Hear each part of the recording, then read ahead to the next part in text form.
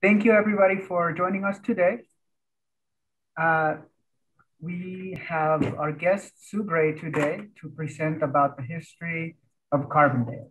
Before we begin, I just want to let you know that this is being translated into Spanish simultaneously. And let me go through the options that we have here on our Zoom call. This is a Zoom webinar. We have the option to chat. If you have any comments or questions for our panelists, or if you need any help with any technical issues, please use our chat and I will help you as soon as I can. I will be keeping an eye on that chat for questions, comments, anything else you need. The best way to ask questions if you are asking our presenter or panelists is to use the Q&A. You'll see that option there on your Zoom options. If you enter a question into the Q&A, the question does get saved for us to visit later. Finally, as this is being interpreted into Spanish live, find your interpretation option. That is a gridded globe icon at the bottom right of your Zoom screen. Once you click that, you can pick English or Spanish as your preferred channel. If you get any audio interference, make sure to mute original audio as well. If you need any help with the interpretation options, please let me know in the chat and I will get you squared away. With that, I will turn it over to Sue. Sislis. Hi, I'm the second most important Sue at this meeting today. I'm the acting program chair for Senior Matters, and with the collaboration and generous support of Garfield County Libraries, we are doing a series of Zoom activities to help us get back together again. And we will eventually get back in person, but right now the Zoom activities are really a very welcome and wonderful collaboration between a few organizations. We're a nonprofit, and this is a collaboration between the library and the Historic Society, and we will be having more collaborations with including Audubon and the Garfield Extension Services. And we hope that you watch your email and announcements in the paper about future presentations. And now to get started with this one, I'd like to introduce Nancy Peterson, who is our moderator for this session. Thanks so much. Enjoy. Hey, everybody. I'm Nancy Peterson, and I'm really happy to be here with all of you, and especially with Sue. I met Sue when I moved to Carbondale 20 years ago. I met Sue when I moved to Carbondale in 2017. That was 20 years after Sue had moved to Carbondale. And the reason I met Sue was I was an avid gardener, and we were building on an empty lot here, and I was just so desperate to get my hands in the dirt. And I found out about Sue, and I said, Sue, is there anything I can help you with? And she said, sure. Would you like to help me weed at the Hattie's garden over at the Thompson house? So that was my first gardening experience in Carbondale with Sue, and we were weeding. It was quite enjoyable. So as I said, Sue moved to Carbondale in 1997, and she's been very active. She's currently the vice president of the board of the Carbondale Historical Society. And as I mentioned, the garden, she curates that garden, the Hattie's Kitchen Garden, and that's over at the Thompson house, which I'm lucky enough to just live a few blocks from over here in Hendrick Ranch. And she also is in charge of the Pioneer Heritage Garden that's at the jail and the cabin that you have probably noticed on Highway 133. I want to just let you know that the presentation is going to last about 45 minutes. There'll be a brief intermission in the middle, as intermissions usually are. And at that time, we can take a few questions that you have put in your Q&A. If we don't get to all those questions, we'll have a little time at the end of the presentation as well, where we can take a few questions. So don't hesitate to put them in the Q&A box. And we'll also be recording this session. So if you want to view it again or you want to share it with friends and family who missed it, then you'll have that option. So now take it away, Sue. Okay, let's see if I can get back to my share screen. Here we go.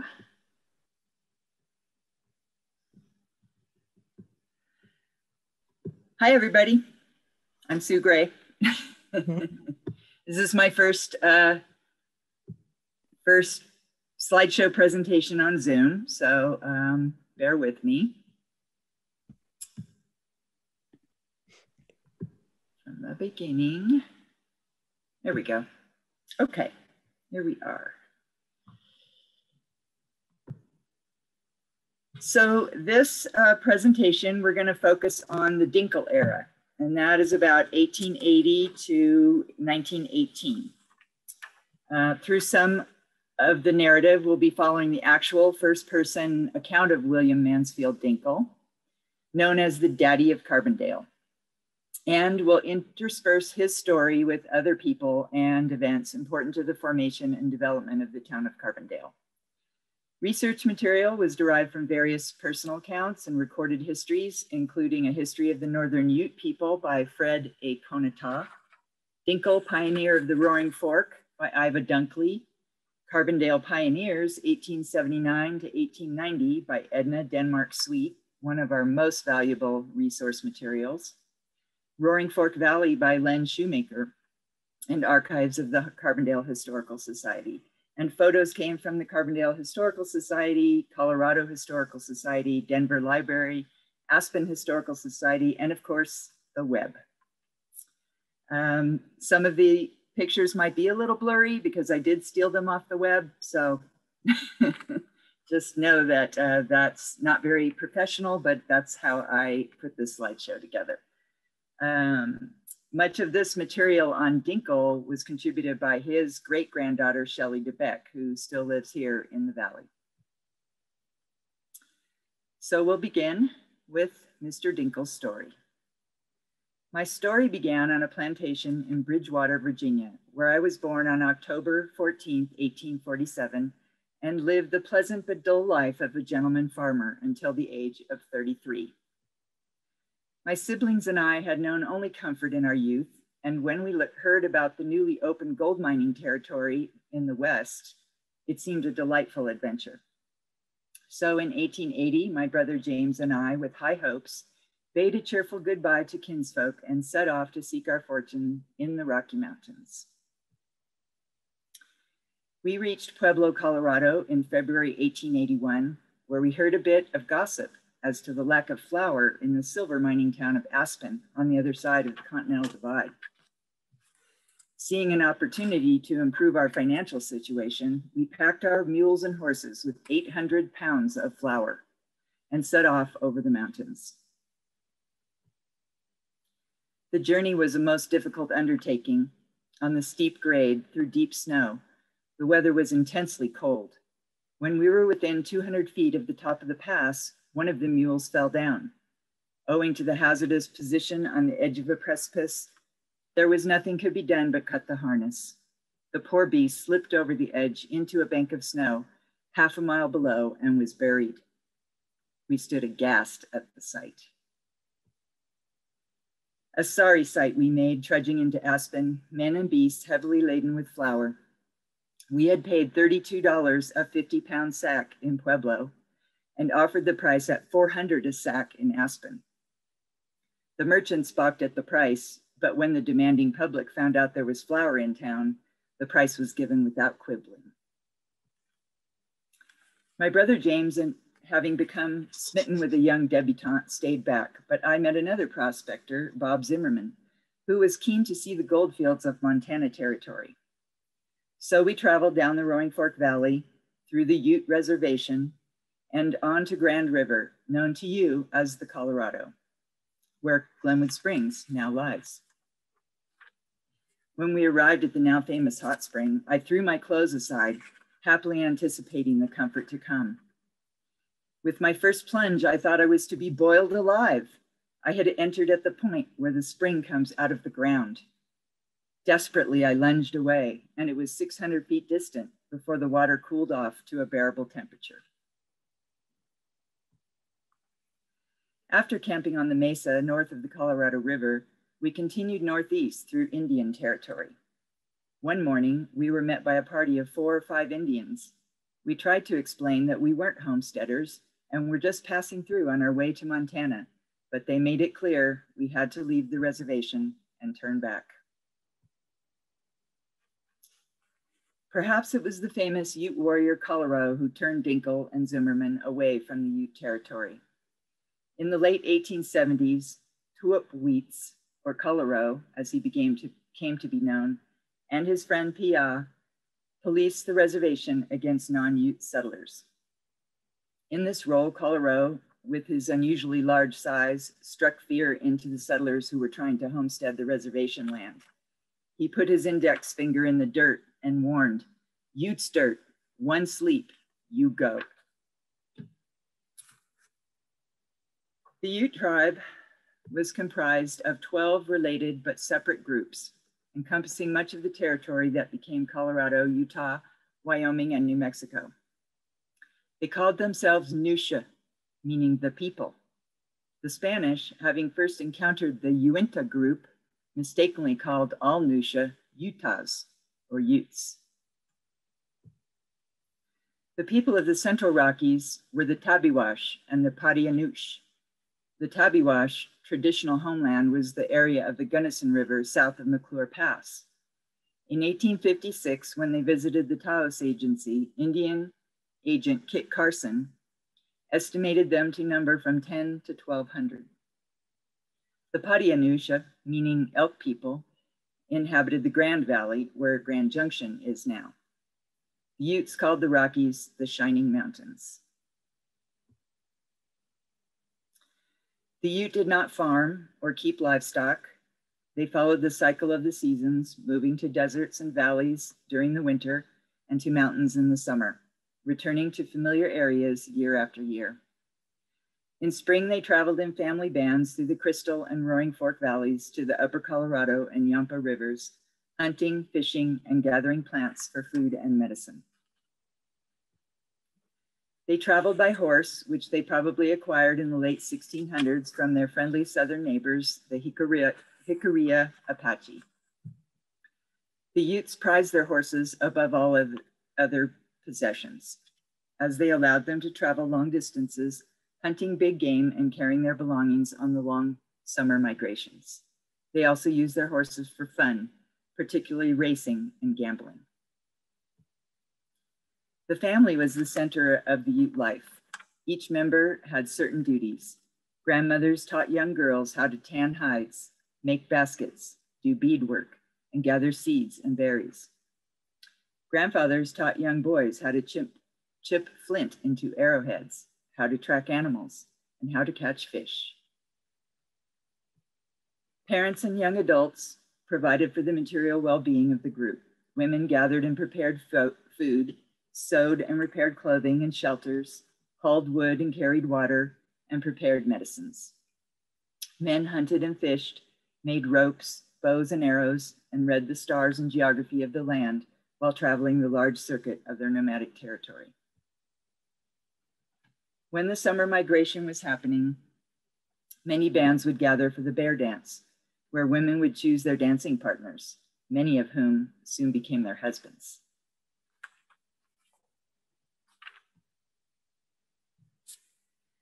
When fur trappers began arriving in the early 1800s, they were met with trust and friendliness by the Utes, who established profitable trade relations with them.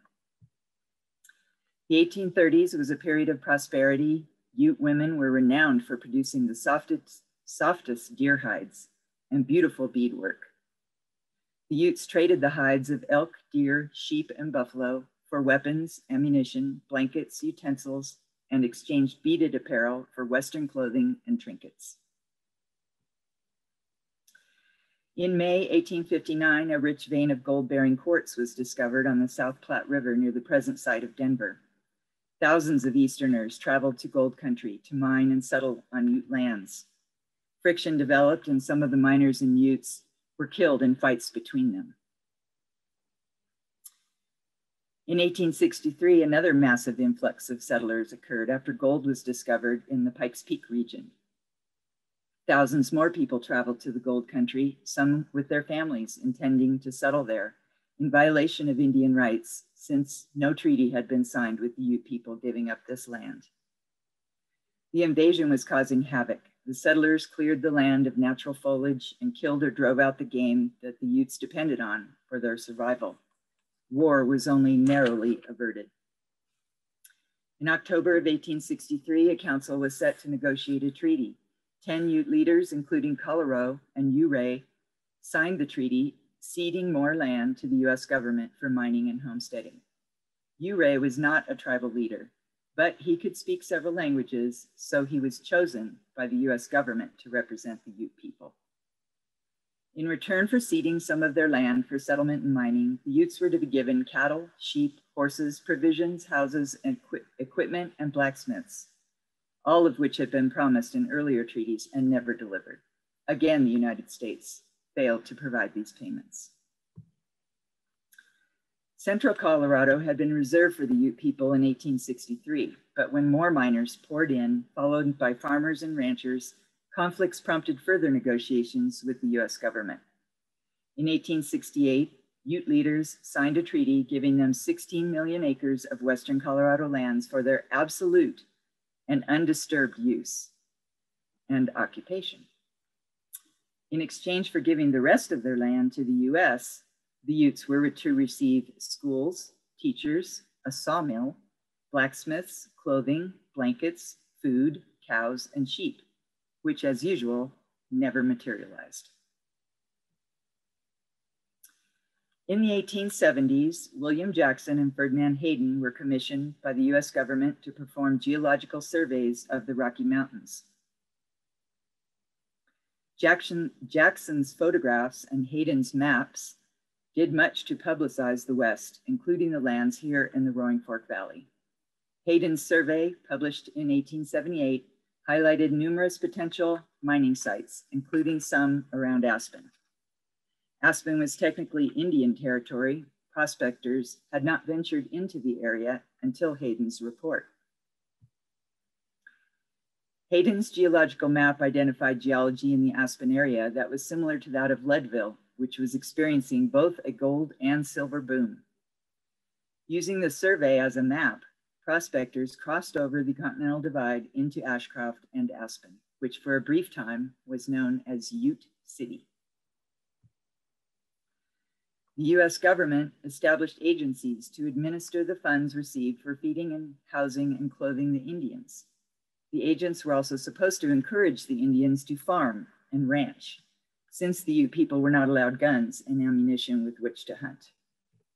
Under the provisions of the 1868 treaty, an Indian agency was established on the White River Reservation for the Padianoush, our Roaring Fork Valley Elk people, Yampa and Uinta bands, who all became known as the White River Utes and later the Uncompahgre Utes. In the spring of 1878, Nathan Meeker was appointed as Indian agent to the White River Agency. Meeker did not have the right temperament to work with the Ute people. He treated them like bad children and punished them when they would not do as he ordered. He would withhold food for long periods of time, resulting in near starvation. When Meeker discovered that some of the Utes were using their land to pasture their horses for racing rather than farming, he ordered his employees to plow the land, causing a minor rebellion. Then Meeker suggested that the Utes shoot some of their ponies because they had too many to feed. Upon this outrageous suggestion, one of the Utes grabbed Meeker and threw him to the ground. Fearing violence, Meeker sent for military aid, but the troops were ambushed by a band of Utes at Milk Creek, resulting in 6 days of fighting in which men on both sides were killed and wounded.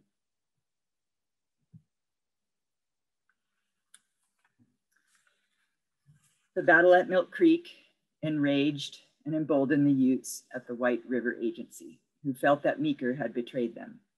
They killed Meeker and 7 of his male employees. They took Mrs. Meeker, her daughter Josephine, along with another woman and her children, captive.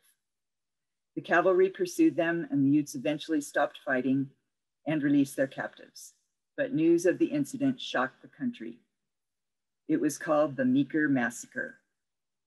The Utes prefer to call it the Meeker Incident.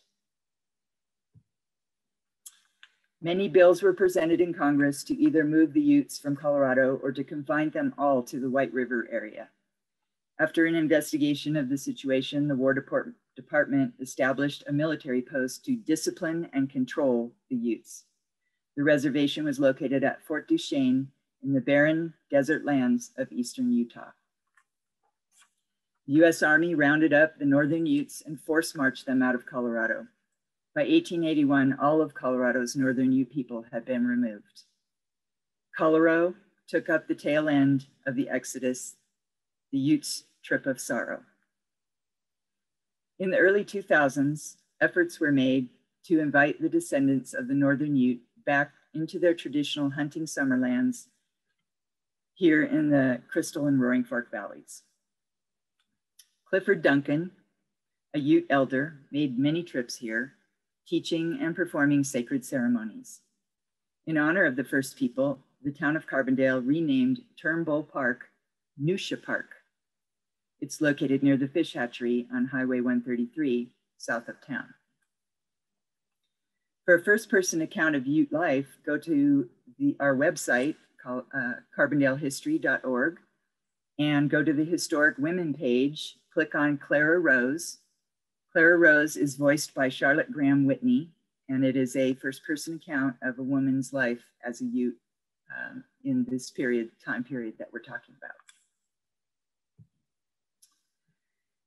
Now the land was opened up in the Roaring Fork and Crystal Valleys to miners and homesteaders, which brings us back to Mr. DINKEL's story. After being turned back by the Indians, we traveled south until we came to what was then known as Rock Creek, later named the Crystal River.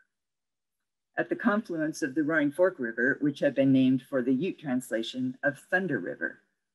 The majestic Mount Sopris presided over the southern end of the valley, so called for Captain Richard Sopris, who led the 1st Regiment of Colorado Volunteers through the Elk Mountain Range in the 1860s. At the time we arrived at the site of his namesake mountain, Sopris was the mayor of Denver. It was August 1881, about 30 days prior to the opening of the Ute Reservation to American settlement, when we arrived in the Crystal Valley. We found already living in the area Bill Gant, the trapper, and prospectors E.F. Prince, Myron and Alex Thompson, George and Joseph Ewell, and George and John Thomas. The prospecting wasn't yielding much success for these men, but the valley had the appearance of making fine agricultural country, so Zimmerman and I decided on a change of plans. We purchased a span of mules and harnesses and set ourselves up as the first agriculturalists in the valley in the spring of 1882. We plowed and planted 12 acres, 8 in oats, 2 in potatoes, 1 in onions, and 1 to beans, peas, and other vegetables, and built the first irrigation ditch out of the Roaring Fork River. Then in the summer of 1884, we built the first stagecoach stop in the valley on the toll road from Aspen to Glenwood, built by Jerome Wheeler, now Catherine Store Road. DINKEL's became the hobnobbing point for commercial travelers and the meeting place of local farmers after work.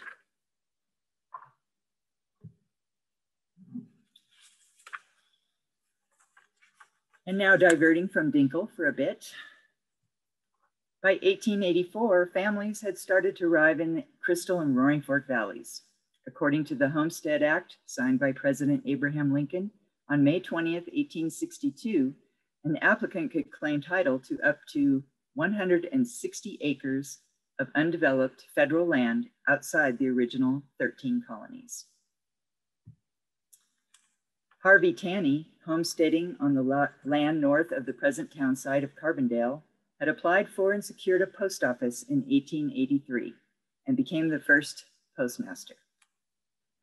Post offices were usually named for the town in which they were located. But at the time, there was no town. So Tanny chose the name Satank for a defiant Kiowa chief he much admired. Tanny was killed in an accident in 1884, and Mrs. Ottawa Tanny became postmistress. She acquired the land where Carbondale now sits along the stage road and built an eating house for the stage passengers. She located the post office there also. In anticipation of two railroads, the Denver and Rio Grande and the Crystal River and San Juan, meeting at the confluence of the Roaring Fork and Crystal Rivers, Isaac Cooper, one of the founders of Glenwood Springs, bought the land there. He and fellow landowner Fred Childs began laying out the town site of Cooperton, which was to include a railroad station and post office. Since the Satank post office was already operating on the stage road about a mile east, Cooper and Childs petitioned Ottawa Tanny to let them move it to Cooperton. She agreed, and the post office was relocated. Cooperton was already being populated by young pioneer families. It had a school, a saloon, and a stage stop. A hotel was under construction, and plans were made to build a train station that would cement the town of Cooperton as the crossroads between Aspen, Glenwood Springs, and Redstone. But negotiations between Cooper and the railroad tycoons fell through, and they were persuaded to locate their station in the settlement a mile east, where DINKEL, Tanny, and others already had their businesses. A bitter fight ensued over the location of the post office. Cooperton was derisively called Yellow Dog by the residents of the eastern settlement, which was vengefully called Hogmore by the Cooperton residents. Despite Cooper and Child's best efforts, the Satank post office was once more relocated to the eastern settlement. And when in 1887, Cooper suddenly died at the age of 48, the town of Cooperton died with him. The name Satank stuck with the area though, and that is the name by which the neighborhood is still known today. It remains a defiant outlier, having never been incorporated into the town of Carbondale. It is Garfield County territory. The town of Carbondale was incorporated in 1888 and named for the hometown in Pennsylvania of Ellery Johnson, one of the town site's surveyors. And that brings us to our intermission. Do we have any questions, Nancy? Let's see, we do have two. Somebody asks if KD&K is named after DINKEL. Yes, it actually is, because KD&K, the radio station, started out in the DINKEL building, and so it was called KDINK. That's cute. And Charlotte Graham, who of course has written about Carbondale and the Roaring Fork Valley, she says that the Ute elder described as Clifford Duncan is actually Roland McCook. That's right. Sorry about that, Charlotte. That's Roland McCook. Yes, she is absolutely correct about that. And those are the only two questions that are in the, oops, Charlotte's laughing. Charlotte says, LOL, she forgives you. Thank you. Yes, and history is very slippery, I must tell you. It's a slippery thing, and mistakes can be made and then passed on in books or presentations like mine. And then future historians pick up these little mistakes and carry them through. So even though we try very, very hard to get all of the facts straight, sometimes we slip up, as I just showed you, and I will make that correction in the presentation, Charlotte.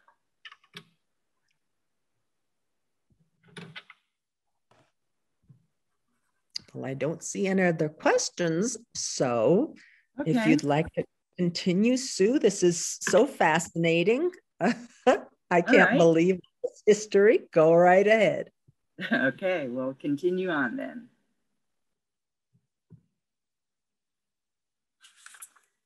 Back to DINKEL's story. In 1885, Zimmerman and I cut logs from the slopes of Mount Sopris and built for business on the main thoroughfare an 8-room house, a barn to shelter 60 head of horses, a store 16 by 25 feet, and opened the first inn in the valley. Coal mining had become the principal enterprise of the area. The mines operated for the purpose of fueling the silver smelters and steam engines. My business at Carbondale was increased very much by the men who came down from the coal mines on the weekends to trade. Oftentimes, we sold them $1,000 worth of goods on a Saturday night. I opened a small store at Spring Gulch Mining Camp and provided mail delivery to the miners and their families. Since most of the people in the camps were recent immigrants from Austria and Italy, the man I sent to deliver the mail had a hard time making out their names. So when he'd show up in camp, everyone would gather around and he'd empty the bag on the ground. Chaos and much laughter would ensue as the crowd dove in to retrieve their mail. Those were days of plenty for the men and families of the Crystal Valley. Money flowed down from the mines like water. I founded the Bank of Carbondale in 1888 to service the miners, farmers, and entrepreneurs.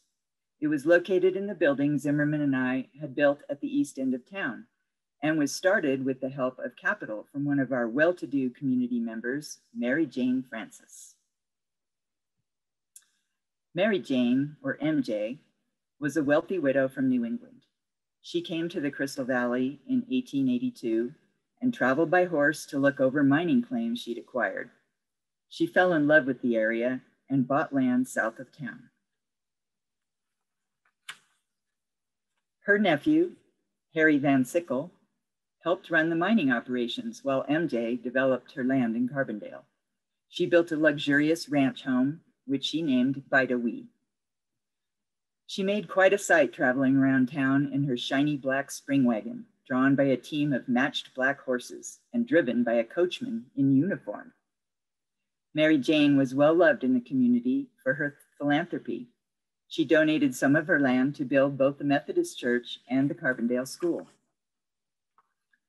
MJ died in 1914 at the age of 78, and we were all very surprised to learn that she had been secretly married for the past 33 years to her nephew, Harry Van Sickle, a man 23 years her junior. She left her $4 million fortune to Van Sickle, who continued to live in the Carbondale community. In November 1891, a fierce fire consumed many of the buildings in the east end of town, including mine. But the bank safe was rescued from the burning building and wheeled down the street to my new 2-story brick building at 4th and Main Street, where the bank was open for business the next day. The building occupied an entire block and housed the bank, post office, a hotel, and the DINKEL Mercantile Company. Our store had the reputation of carrying as choice groceries as could be found. We furnished French mushrooms, pâté de foie gras, choice cheese, the finest coffees and cigars. If DINKEL's didn't have what you wanted, we'd order it for you.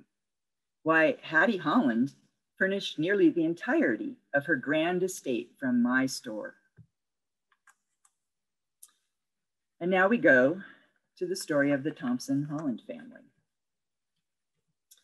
The grand estate DINKEL refers to is what we now know as the Thompson House Museum, but it started out with humble roots. In the mid-1870s, Myron Thompson left his wife Elmira and children in Missouri and came to Colorado with his son Alex in search of gold and silver. They ended up in the Crystal Valley in 1880 and settled on a creek south of what would eventually become Carbondale. That creek is now known as Thompson Creek, and Myron's descendants, the Sewell brothers, still live there on the Sunfire Ranch. The Utes still hunted in the valley then, and Myron and Alex lived peacefully with them. When in 1881 the land was opened up to homesteading, the Thompsons filed claims and began farming, having given up on prospecting. In 1881, Myron went back to Missouri to bring his family west. Elmira had passed away and his older children were on their own, so Myron brought his 5 youngest children to the Crystal Valley. His daughter, Hattie Bell Thompson, was 15 years old.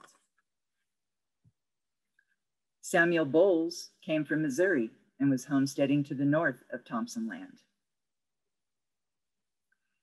Sam's nephew, Oscar Holland, arrived in 1881, having been told by his doctor that the dry Colorado air would be good for his tuberculosis. Oscar filed a claim on the land north of his Uncle Bowles. Together, Sam and Oscar, along with neighbor Myron Thompson, built cabins, fences, and barns.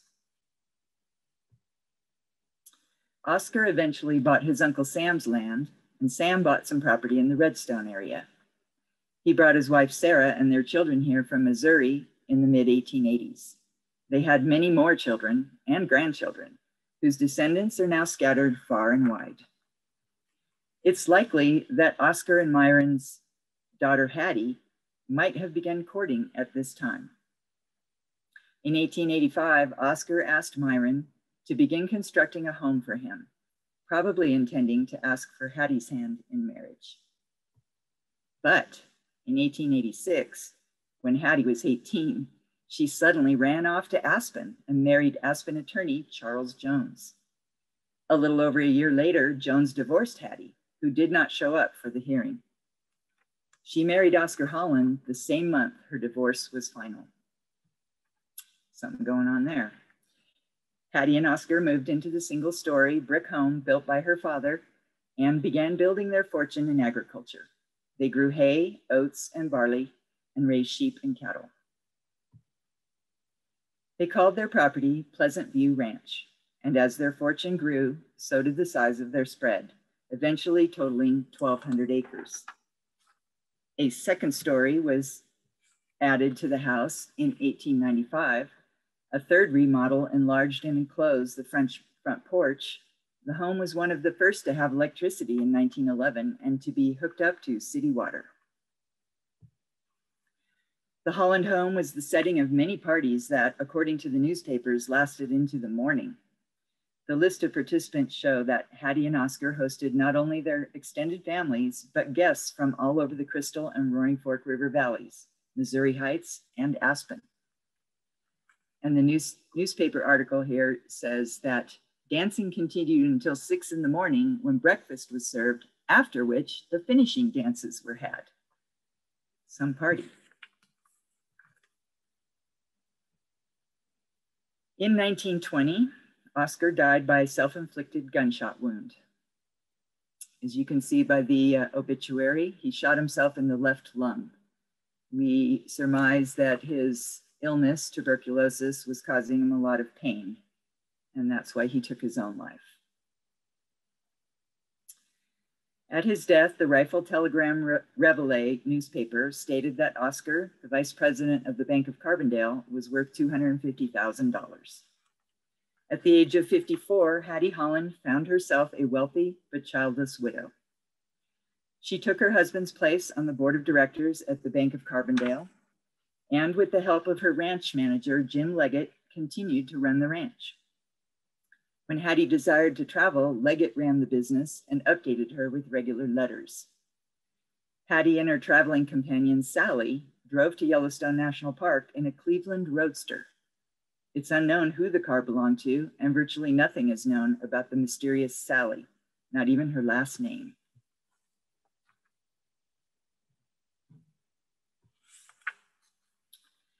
In 1927, at the age of 61, Hattie purchased a passport and began to travel by steamship and train.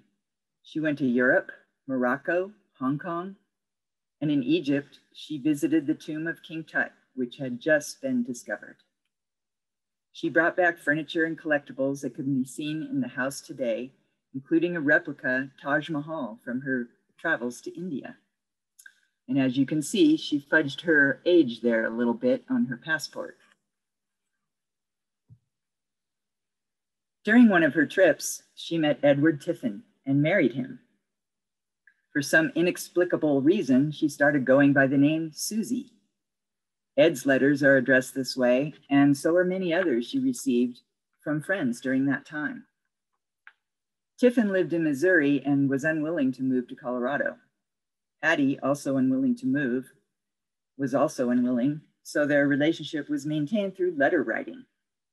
We only have Ed's letters, of course, since he received hers, and they started out romantic, but show a progressive trend toward irreconcilable differences, mainly due to Hattie's refusal to invest her money in his real estate dealings. Hattie traveled to Missouri to petition the court for divorce, but Ed did not appear at the hearing. In the petition, she asked that her name be restored to Hattie Holland.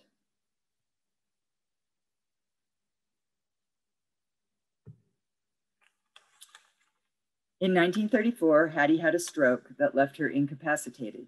She asked her nephew, Lewis Thompson, for help with her personal care and with management of the ranch. She told him he would inherit the ranch, so he agreed to move his family from Palisade to the Crystal Valley. Lewis and his wife, Jewel, and their 4 children lived in a cabin on the ranch.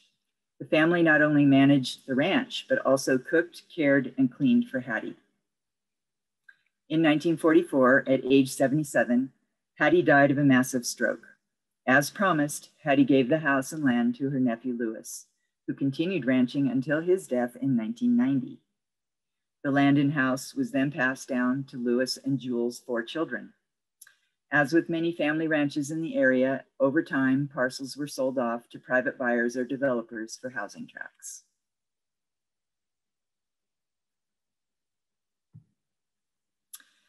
In 2010, the Thompson House descendants sold most of the remaining Pleasant View Ranch property to a developer. That developer, seeing the value of retaining the historic house, gave it and the land it sits on to the town of Carbondale.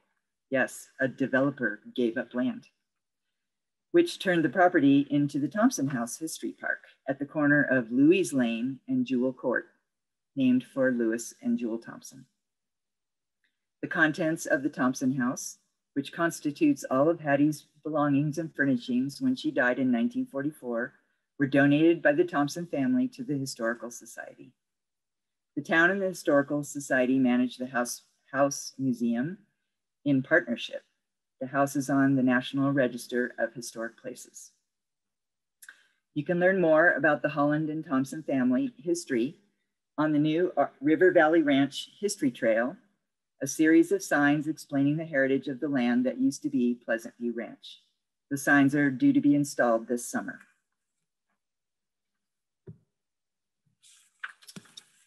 Meanwhile, back to Mr. DINKEL. To furnish fresh meat for the DINKEL Mercantile, I and my partners, Frank Sweet and Lafayette Fate Girdner, bought land on the East Mesa and started the Big 4 Ranch. We divided our duties thus. Girdner ran the cattle ranch, Sweet ran the mercantile, and I ran the bank. I also served as Carbondale's mayor from 1889 to 1991. In 1892, when I was 44, I married my childhood sweetheart, Sally Angeline Dunlap, who was then working as a Kansas school teacher. I built her a nice home on the land at the south end of town, which I'd purchased from Mary Jane Francis. But Sally was a sophisticated and learned woman from my home state of Virginia, and she did not take well to the rough frontier town of Carbondale. So she was delighted when I was elected to 2 terms as a representative of Garfield County in the state legislature in 1900 and in 1902, and we lived in Denver those 4 years. But the luxuries of city life made returning to my beloved home in Carbondale a woeful experience for my wife. So I resolved to ease her discomfort in any way I could. In the first decade of the new century, Carbondale's residents were relying on the regular deliveries of water wagons. I and several others formed a committee to channel water from Nettle Creek on the slopes of Mount Sopris, 9 miles to town. In 1910, we brought in the first load of pipe for the new system. The pipe was made of wood staves bound together by iron coils. Now my lovely wife could water her gardens, and all of Carbondale began to bloom. A group of prominent women had started the Carbondale Study Club, and in addition to discussing important issues and literature, they conducted special projects for the community. It was the study club that orchestrated planting trees along Main Street and beautified the cemetery on White Hill.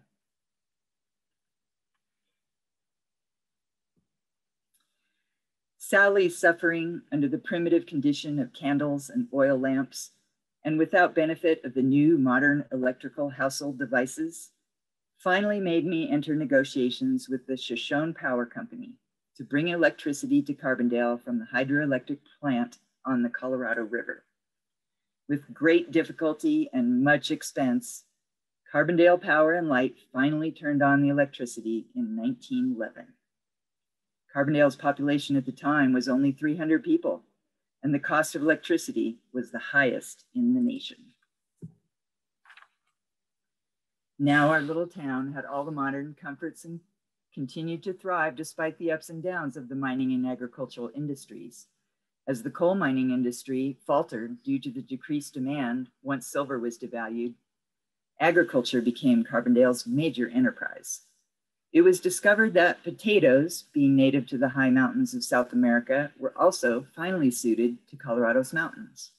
My good friend, Eugene Grubb, wrote in his book, The Potato, the Roaring Fork and Crystal River Valley section of Colorado is as nearly perfect in soil conditions as can be found, and the potatoes grown there are not excelled anywhere in the world. In the fall, when the potatoes had been harvested, farmers brought them to town by the wagon loads to sell and be put on trains for commercial markets. The families would dress up in their finest, and the whole town would have a 3-day celebration.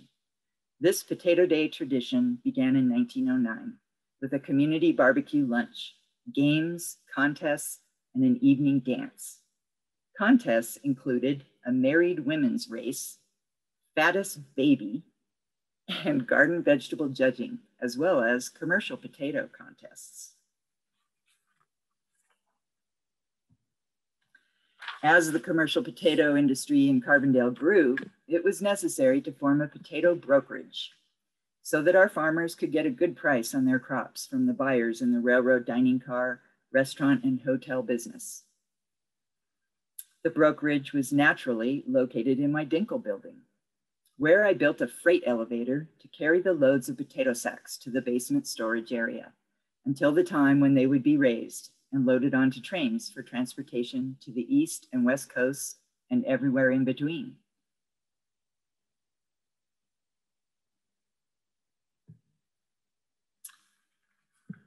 In 1915, I was considered a successful merchant, broker, banker, and community leader. A far cry from when I arrived with barely a nickel to my name.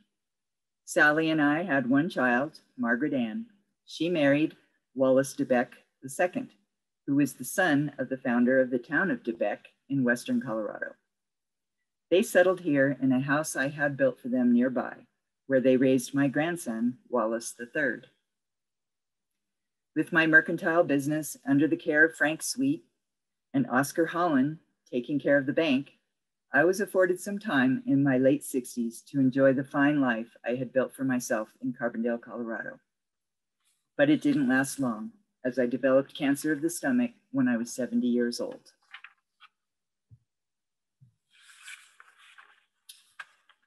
William Mansfield DINKEL died on April 23rd, 1918. He was given a full front page obituary calling him the Daddy of Carbondale. Having been a member of the Carbondale Masonic Lodge number 82, he was given a proper Mason's burial in Hillcrest Cemetery and his grave capped with a magnificent granite slab. Sally sold the house in Carbondale and moved to Denver. She remarried and lived a lavish lifestyle until her death. Her son had her buried in the family plot on White Hill.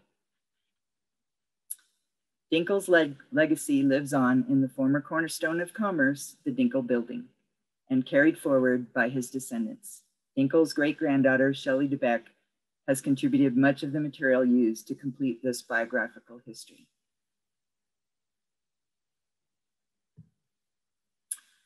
And that is the end of the DINKEL era, but of course not the end of Carbondale's story. And if you'd like to learn more, you can visit our website. If you'd like to give us suggestions on particular topics or subjects that we could do another class on, please contact us at info@carbondalehistory.org, email. On our website, you can see the Historic Women audio series, or you can hear it rather. And that is the one in which Clara Rose is featured, along with 4 other of Carbondale's historic women. We have a downtown walking tour brochure, which you can download. We have a newly completed historic homes tour. And soon we will have the Mary Ferguson, This I Remember interviews available on our website. We're working on that and it's near completion. We also have a history podcast that you can listen to, done by Stephen Shapiro, our board president. And here are our asks. We have a new DINKEL Mercantile Museum located in the historic log cabin building at the corner of Went and 133. We are going to be opening this museum at the end of June on Fridays and Saturdays from about noon to 4. And we are looking for any volunteers who would love to come and staff that museum for us. It will actually be part museum and part working mercantile with products for sale. So if you're interested in that, please email us. And the historic log cabin needs restoration. As you can see, maybe not by this photo, which is a little bit older, but the logs are in much need of re-oiling, and the chinking is falling out. So this is a very important building to Carbondale, built by Myron Thompson, Oscar Holland, and Samuel Bowles, and housing our museum. So our estimate for the repairs is $8,000. If you would like to make a tax-deductible donation, you can do that on our website, or you can send a check to CHS, PO Box 2, Carbondale, Colorado, 81623. And that's our asks, and that's our presentation. Wow, that was a great presentation. Thank you so much, Sue. I learned so much. I learned that I live on Holland Drive, and now I know why. And I'm just so enamored. I love archaeology. That's ancient history, but this history is just as fascinating. I want to thank you so much, and I want to go over some of the questions or the comments that people did put in the Q&A box. So let's see. Someone says, actually, Sarah Murray says, I live in the old Satank schoolhouse, and I'm wondering if the Carbondale Historical Society has in its possession some photographs of this building when it was a working schoolhouse. Yes, we actually do have a few photographs of that building, and I would be happy to share those with Sarah. I also live in Satank, so Sarah and I are neighbors. But yes, I will get those photographs for you. Awesome. Someone named Joe Blow says, is White Hill named after the White family or the color of rock on the hill? It is named for the White family. Yes, last name White. As many of the names around here, as you know, Thompson, Thomas, Prince. Now you know, these were all names of people. And Larry Gottlieb would like to know if there is a map that shows where the railroads joined, the Crystal Valley route and the Roaring Fork route. Yes. A Crystal River Pictorial is a book that shows a lot about the trains in this area, the rail routes in this area. So I would recommend Crystal River pictorial. Okay. Joe also wants you to know that the historic home tour on the website is not working, so that can be fixed. Thanks, Joe. Sarah says she's curious as to the location of the old post office that still stands in Setank, and how could she have missed it? That post office is located on private land, Colorado Rocky Mountain School land, and it is, how do I describe it? As you enter the Setank neighborhood, it would be across the field of CRMS to the left. So basically on the Crystal River, west of Setank is where that building is, but it is on private land. So that's how you missed it. That's how you missed it. Mark Fender says, you did a great job, and I concur. He said that you explained some of his grandmother's photos.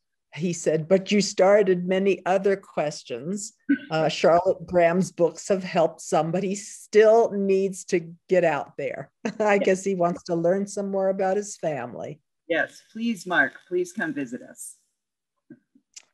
Diana Alcantara asks, is the elevator potato lift still in Bonfire? Yes, it is. It's still there in the very back room of Bonfire Coffee. I always wondered about that myself.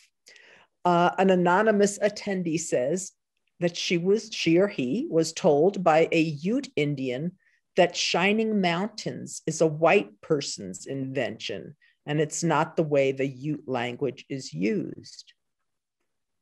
Well, I think you might be misunderstanding. There has been a long debate on the name of Mount Sopris, the actual Ute name of Mount Sopris. And some people claim to know that name, but it's never been proven that there has been a Ute name. We don't know the Ute name for Mount Sopris. We do know, very well documented, the name for the Rocky Mountains is the Shining Mountains. And there is a book called The People of the Shining Mountains that talks a lot about Ute history. Sue is so knowledgeable, very impressive. And Sarah wants you to know that she's now seen the post office. She realizes, and she thanks you. Great. And Joe Blow says, thank you so much. Please do this again. Please continue into the early 1900s. Yes, I would love to do that. There is so much more that happened in Carbondale in that period of time. And all the way to the present. We have evolved from a mining community to a ranching community to an arts and recreation community over the period of over 100 years. So there is much more to learn and talk about, and we will definitely do more presentations. That's great, because you're getting rave reviews. I'm just looking in the chat box now, Sue, and people so appreciate your presentation and your knowledge. And yes, we definitely will look forward to hearing more from you about the history of our wonderful Carbondale. Thank you, Nancy. Oh, you're welcome. Sue Zislis. Yes, hi. Thank you so much, Sue. And I'm also looking forward to future collaborations. Maybe we can do your follow-up through us also.